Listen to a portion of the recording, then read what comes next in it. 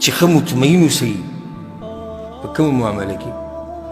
رزق په دې معامله کې ښه مطمئن اوسئ حدیث کې دا راځي امام ابن حبان رحمه الله راوړی دی شیخ البانی په سلسله په صحیح الترغیب والترهیب کې راوړی ډېر ناشنا روایت دی ان الرزق ليطلب العبد اكثر مما يطلبه اجله وی دا رزق انسان دومره لټوي دا رزق په انسان پسې ګرځي د انسان لټوي چې دومره یې مرګ هم نه لټوي دا رزق په تا پسې ګرځي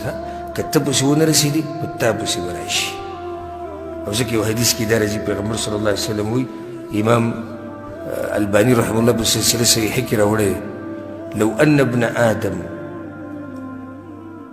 هرب من رزقه که چېرته د آدم بچی د خپل رزق نه وتښتېدو چې زه دا رزق نه خورم نه علم او دې ته وتښتېدو لکه څنګه چې د مرګ نه تښتي پیغمبر صلی الله علیه وسلم وی لادرکه رزقه کما یدرکه الموت نو دا رزق به یې داسې راګیر کړي لکه څنګه چې مرګ راګیروي که ته د رزق نه وتښتېدې هم په تا پسې به راځي دومره پورې خبره وشو نو بیا څه له زړه خورئ که ته د دې رزق نه وتښتېدې تښتېدلي خو دې لا څوک نه دي که نه خو زه ته دې وتښتېدې نه مې ده په کار دا رزق به بیا هم په تا پسې درځي لکه چې هلته په تقدیر کې فیصلې شوې ده چې دا د پلاني ده او ځکه یو مشهوره واقعه د سلیمان علیه السلام په سیرت کې بیانېږي چې دریاب په غاړه ناست او یو د اوبو د دریاب یو زناور هغه دې وچې ته شو څه خوراک یې خوله کې راواغېستو بیا لاړ لږ سبا بیا را وی هغه چې تپوس وکړو او الله سلیمان علیه السلام له دا طاقت ورکړی چې هغه به د دې زناورو په خبرو باندې پوهېدو بیا دې تپوس وکړي دا ستا څه قیسه د بر راوخلي چې ستاسو خوراکونه خو دا نه دي د دوی خوراکونه خو په اوبو کې در نه میلاویږي په دریاب کې در نه میلاوي ته خو وچې ته راخېږي وی هغه ورته وایي چې دا یو زناور د اوبو کې ډوب شوی دی چې هغه د دې وچې دی او مړ نه دی نښتی دی هلته ژوندی دی نو الله زه مکلف کړی یم چې دله دا رزق وړه راوړه ځکه چې هلته څو پورې چې مړ نه شي نو رزق خو به خوري که نه نو تاسو ته ووایي که نه چې دانه دې پاتې نه مړ کړي و دا په دننه اوبو کې دننه یو زناور پروت دی رب العالمین ډیوټي د دې مهي لګولې د دې څاروي د دې زناورې لګولې چې د اوبو دی نو دا خوراک وله وړي راوړي او ما او تا ځان د مرۍ نه نیولی والله ځان سم د مرۍ نه نیولی زموږ په بیټکونو په مجلسونو کې چې کینې ابتدا د خبرو دې نه کې کاروبار او ډوډۍ او رزق انتها یې په دې باندې کېږي نه زموږ په منځونو کې خوند شته نه په عبادتونو کې خوند شته نه درس او تدریس شته نه عبادت شته نه ذکر او اذکار شته هېڅ هم نشته صرف یوه منډه ده یوه رزق او رزق رزق او رزق صحیح ده شریعت مونږ ته وایي د رزق دپاره اسباب ولټوه خو اسباب په دومره حدودو کې ولټوه چې د الله نه دې د الله نه دې غافله نه کړي الله باندې ځان هم وسپاره الله باندې ځان وسپاره توکل وکړه په الله باندې الله به دې نه خراب کړي او د هغې سره سره اسباب لټوه بغیر د اسبابو هم کار نه کېږي داسې ده چې نن سبا د خلکو د اسباب یو قسمه د الله سره شریک کړي دي والعیاذ بالله یاره که ګاډی نه وی نو زه به د لوږې نه څه شم مړ به شم دا خو ته دا ګاډی د الله سره شریک کړو او که دوکان نه وی او بعضو ته چې وایي زه صحیح د خپل ملک ته لاړ شم نو خورم بس هلته پاکستان کې به زه خورم څه جي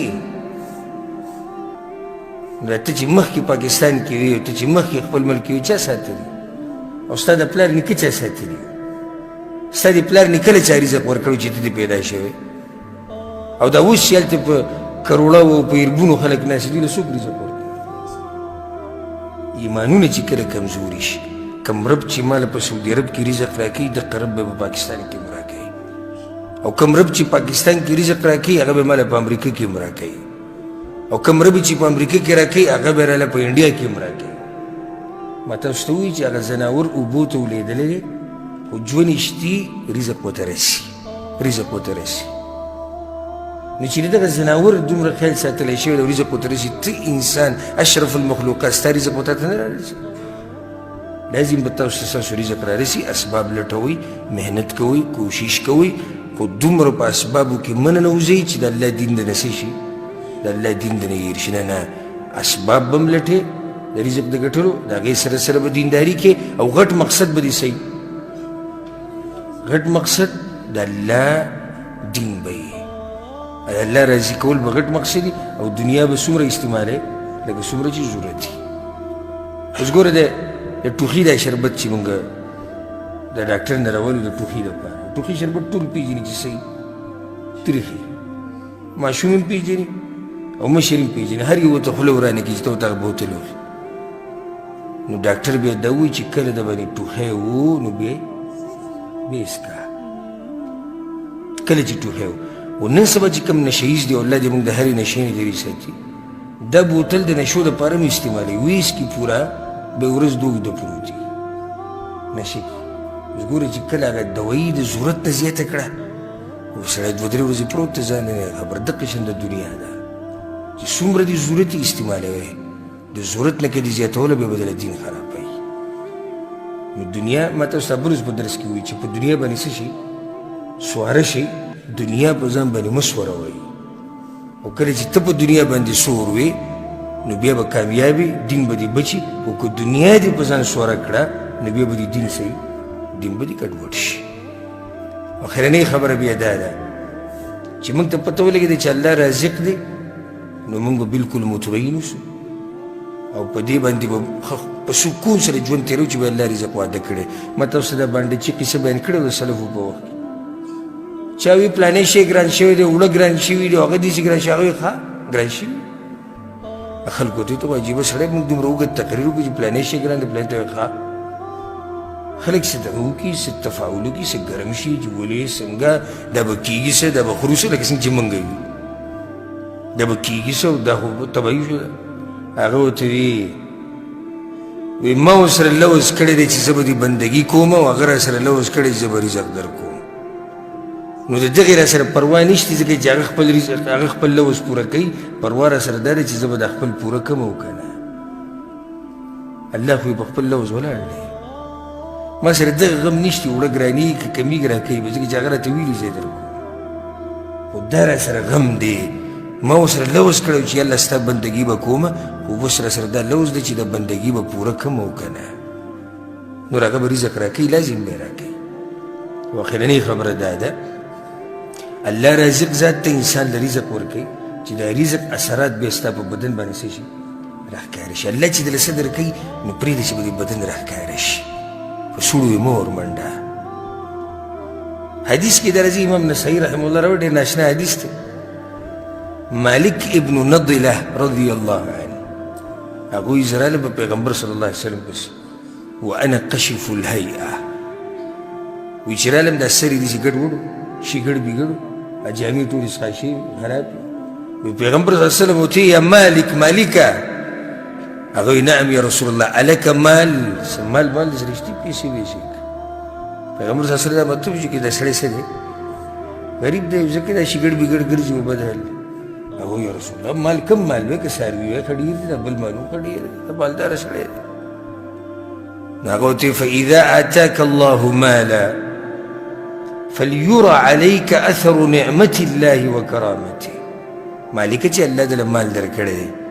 نو به پرېږدي چې د دې مال اثرات خو په تا باندې راښکاره شي که الله دا خوښوي چې زه بنده له څه شی ورکړم او د دې بنده باندې د هغې اثرات څه شي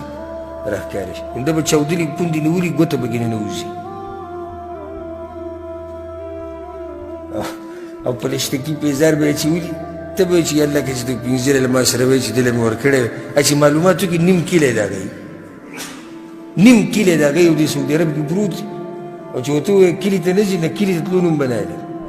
جامې دومره نری شوي چې د بدن هغه ویښته پکې راوچي ما لیدلي په خپله ما لیدلي ښه پېژنم په د بدن دا ویښته د سینې ده دا په جامو کې یې سینې راوچي ته به وایي دا چې دا ډېر غریب دی تپوس څه وکړي نو د هغه څلور زامن دلته په سعودي عرب کې دي او دوه په دوبۍ کې دي او د غریب نور څه نشتي یو وړه ورته کې بنګلې ده او پای کې دننه 18 کمرې دي او ګاډی ده او موټر ده او چې د دې حال ته وګورې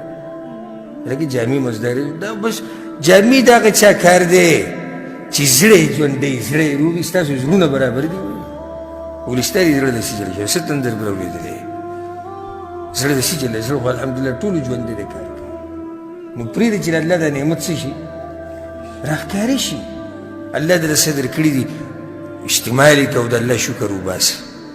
هر وخت الحمدلله وایه هر وخت الحمدلله وایه او پرېږده چې دا نعمت راښکاره شي چې الله خوشحاله شي د نعمتونه پټوئ مه دا شو دویم او دریم نوم د الله په دې مبارک درس کې کوم الرازق الرزاق مکمل څو نومونه شو یو 50 نومونه شو په دې باندې به اکتفا وکړو او الله سبحانه وتعالی دې موږ له توفیق راکړي